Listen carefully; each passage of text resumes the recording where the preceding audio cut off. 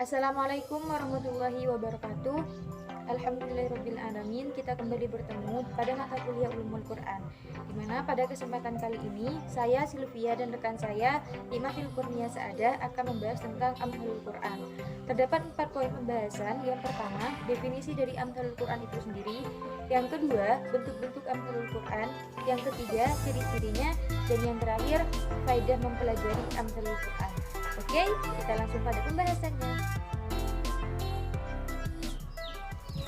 Secara etimologis, kata amsal merupakan jamak dari kata masal yang memiliki 3 makna. Yang pertama, keserupaan, gambaran, atau perumpamaan. Yang kedua, cerita yang dianggap penting serta memiliki keanehan. Dan yang terakhir, sifat atau keadaan yang menakjubkan. Sedangkan dalam terminologis, amsal adalah menyamakan sesuatu yang akan diceritakan dengan sesuatu yang dituju. Mengenai bentuk-bentuk atau jenis-jenis amsal, beberapa ulama memiliki perbedaan pendapat. Imam As-Suyuti mengatakan bahwa amsal terbagi menjadi 2 bentuk. Yang pertama, amsal musyarrahah dan amsal kaminah. Sedangkan Abu Sulaiman menambahkan satu jenis amsal lagi, yakni amsal al-mursalah. Yang pertama, amsal musyarrahah, atau bisa kita sebut dengan amsal zahirah. Ini adalah jenis amsal yang dengan tegas menggunakan lafaz-lafaz amsal atau tasbih di dalamnya. Dan jenis amsal ini merupakan jenis yang paling sering kita jumpai dalam Al-Quran. Seperti contohnya Quran Surah Al-Baqarah ayat 17-20 berikut ini.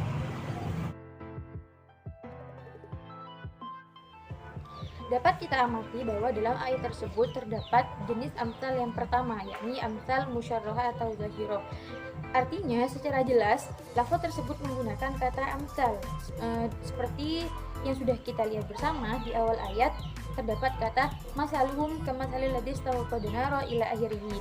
Nah, ini merupakan contoh dari amsal musyarrahah atau amsal zahirah. Nah, sedangkan untuk jenis yang kedua ini yakni amsal kaminah. Nah, disebutkan bahwasanya amsal ini bisa saja tidak menggunakan kata-kata yang jelas seperti pada jenis amsal yang pertama. Biasanya amsal kaminah ini redaksinya padat serta maknanya indah. Nah, ada pula yang menegaskan bahwasanya amsal kaminah ini merupakan jenis perumpamaan tersembunyi, bukan perumpamaan lafzi yang bisa kita lihat secara jelas. Nah, contohnya bisa kita lihat pada Quran Surah Al-Waqiah ayat 22-23 berikut ini. Jadi bisa kita simpulkan bahwasanya amsal kaminah ini bisa kita sebut sebagai kebalikan dari amsal yang pertama. Jadi jika amsal yang pertama biasanya redaksinya panjang karena menceritakan sesuatu persamaan dua hal secara detail, maka amsal kaminah ini biasanya hanya merupakan makna tersirat seperti yang saya katakan tadi, redaksinya padat dan maknanya itu indah.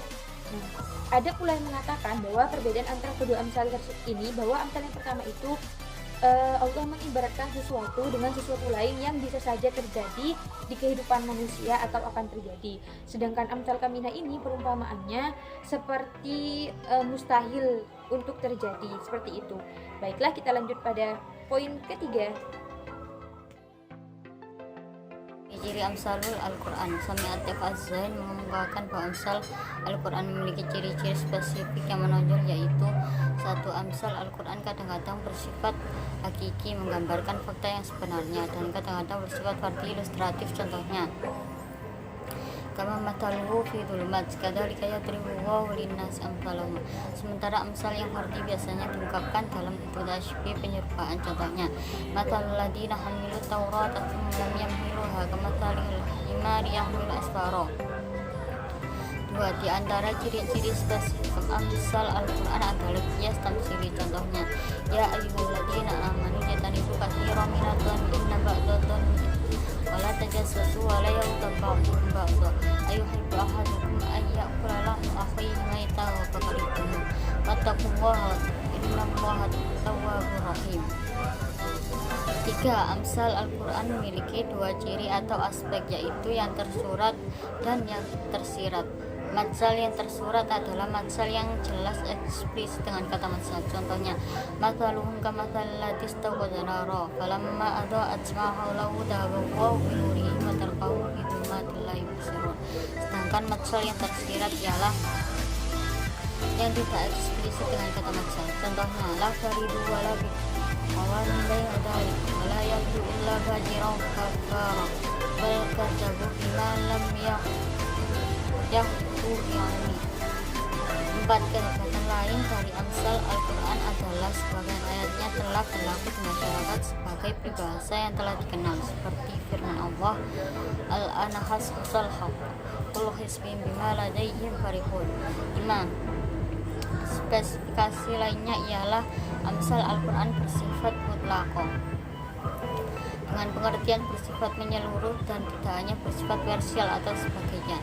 Contohnya, wadrib lahum mathalan hayatid dunya kama in anzalnahu minas sama'i fahtalata bihi nabatul ardi fa asbaha hashiman tadruhu riyah kana Allahu ala kulli syai'in muqtadira.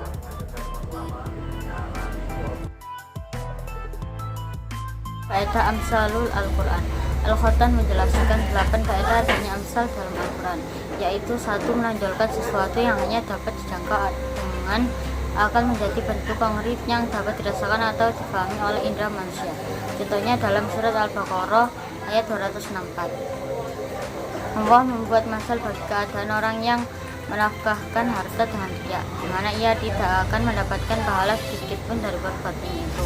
Quran surat Al-Baqarah ayat 264 yang berbunyi, ya ayyuhalladzina amanu la tubtilu shadaqatikum bil manni wal adha kalladzi yunfiqu ma'ahu ria'an nas wa la yu'minu billahi wal yawmil akhir fama taluhu kama dzali safanin 'alaihi turabu fa asabahu wa dirun fatarukal.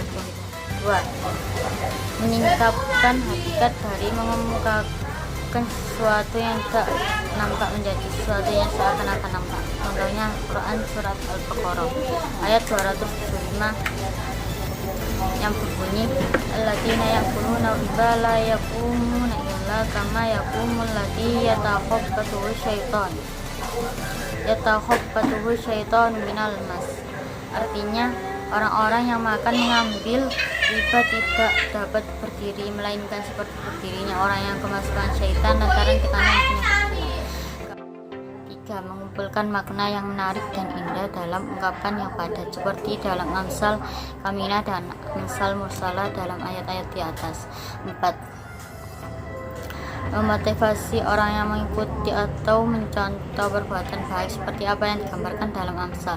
Misalnya, Allah membuat masal bagi keadaan orang yang menafkahkan hartanya di jalan Allah, di mana hal itu akan memberikan keadaannya kebaikan yang banyak. Allah berfirman, mathalul ladzina yunfiquna amwalahum fi sabilillahi kamathali habbatin ambatat sab'a sanabila fi kulli sumbulatin mi'atu habbatin. 5. Menjauhkan tanfir kebalikan nomor 4. Jika ismasal berupa sesuatu yang dibenci jiwa, misalnya firman Allah tentang larangan bergunjing, Quran surat Al-Hujurat ayat 12 yang berbunyi, ya ayyuhalladzina amanu jatanibu katsiran minadh-dhanni inna ba'dadh-dhanni itsmun wala tajassasu wala yaghtab ba'dukum ba'dha ayuhibbu ahadukum ay ya'kula lahma akhihi maitan fakarihtumuh. Menghindarkan diri dari perbuatan negatif. 7. Memuji orang-orang yang beri masal, seperti firman-Nya tentang para sahabat, Quran surat Al-Fat ayat 29 yang artinya, Muhammad itu adalah utusan Allah dan orang-orang yang bersama dengan dia adalah keras terhadap orang-orang kafir, tapi berkasih sayang sama mereka. Kamu lihat mereka rukuk dan sujud mencari karunia Allah dan ridhonya. Tanda-tanda mereka tampak pada muka mereka dari bekas sujud. Demikianlah sifat-sifat mereka dalam Taurat dan sifat-sifat mereka dalam Injil, yaitu seperti tanaman yang mengeluarkan tunasnya, maka tunas itu menjadikan tanaman itu kuat, lalu menjadi besarlah dia dan tegak lurus di atas pokoknya. Tanaman itu menyenangkan hati penanam-penanamnya, karena Allah hendak menjegalkan hati orang-orang kafir dengan kekuatan orang-orang mukmin. 8. Amsal lebih berpengaruh pada jiwa, lebih efektif dalam memberikan nasihat, lebih kuat dalam memberikan peringatan, dan lebih dapat memuaskan hati. Dalam Al-Quran, Allah SWT banyak menyebut amsal untuk peringatan dan supaya dapat diambil ibrahnya. Allah berfirman 1. Quran surat Az-Zumar ayat 27, Walaqad darabna lin-nasi fi hadzal qur'ani min kulli matsalin la'allahum yatadzakkarun. Artinya sungguhnya telah kami buatkan bagi manusia dalam Al-Quran ini setiap macam perumpamaan supaya mereka dapat pelajaran. 2. Quran Surat Al-Ankabut ayat 4. Watilkal amsalu nadribuha linnasi wa ma ya'qiluha illal 'alimun. Artinya, dan perumpamaan ini kami buatkan untuk manusia dan tiada yang memahaminya kecuali orang-orang yang berilmu. 9. Untuk menggambarkan nama masal itu suatu yang mempunyai sifat yang dipandang buruk oleh orang banyak. Misalnya masa tentang keadaan orang yang dikaruniai kitab buah, tetapi ia tersesat jalan hingga tidak mengamalkannya. Quran Surat Al-A'raf ayat 175 sampai 176. Watslu alaihim naba'al ladzi atainahu ayatina fansalakha minha fa'atba'ahu syaitanu fakana minal ghawin. Walau syi'na la rafa'nahu biha walakinnahu akhlada ilal ardi wattaba'a hawahu wa mataluhu kamathalil kalb in tahmil alayhi yalhad aw tatrukuhu yalhad.